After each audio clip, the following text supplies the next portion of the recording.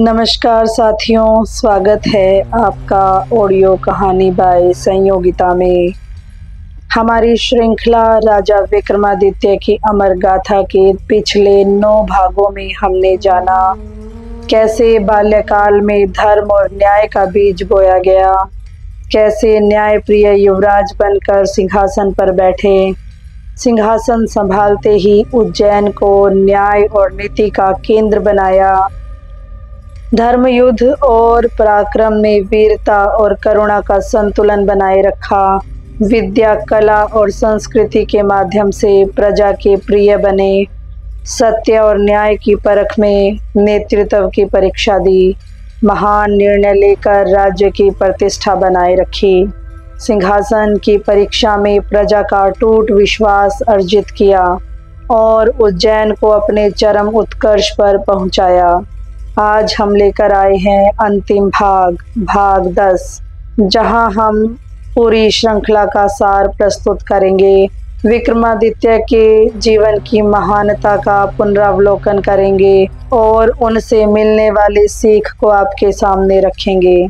अगर आपने पिछले भाग नहीं सुने हैं तो चैनल की प्लेलिस्ट में जाकर सभी भाग सुन सकते हैं और चैनल को लाइक, शेयर और सब्सक्राइब जरूर करें ताकि आप ऐसी ही प्रेरक कहानियों से जुड़े रहें। तो आइए आरंभ करते हैं समग्र सार और जीवन की सीख। विक्रम का बाल्यकाल न्याय, धर्म और नैतिक मूल्यों से भरा था। उन्होंने अपने माता पिता और गुरुओं से जीवन की पहली शिक्षा ग्रहण की। सत्य, धर्म और करुणा के बिना जीवन अधूरा है। युवराज विक्रम ने पहली बार प्रजा के सामने न्याय किया। उनकी न्यायप्रियता, धैर्य और दूरदर्शिता ने प्रजा का विश्वास अर्जित किया। सिंहासन पर बैठते ही उन्होंने उज्जैन को न्याय, शक्ति और नीति का केंद्र बनाया। उनके निर्णय ने राज्य की प्रतिष्ठा और प्रजा का कल्याण सुनिश्चित किया। विक्रम ने युद्ध में केवल शक्ति का प्रदर्शन नहीं किया बल्कि करुणा और न्याय का संतुलन बनाए रखा।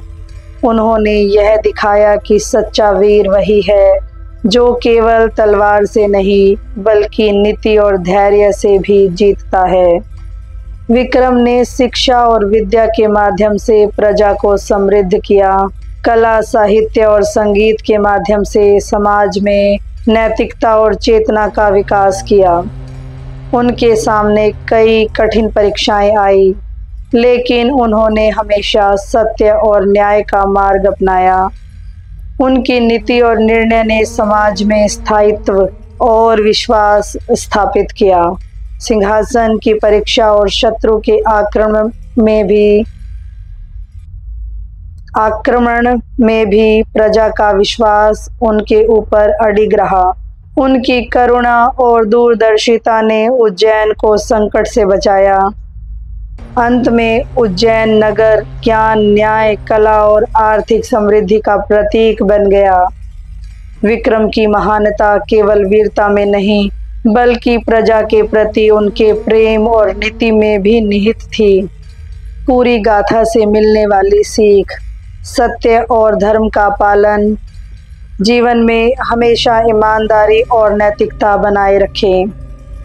निर्णय केवल शक्ति या स्वार्थ से ना लें बल्कि समाज और प्रजा के कल्याण को प्राथमिकता दें। कठिन परिस्थितियों में शांत और दूरदर्शी निर्णय लें। सच्चा नेतृत्व जनता की सेवा और उनके विश्वास पर आधारित होता है। समाज का स्थायित्व और उत्कर्ष शिक्षा, कला और संस्कार से आता है। शक्ति, न्याय और करुणा का संतुलन ही सच्चे राजा की पहचान है। केवल युद्ध या सत्ता ही नहीं बल्कि समाज, संस्कृति और नीति की समग्रता ही महानता दिखाती है।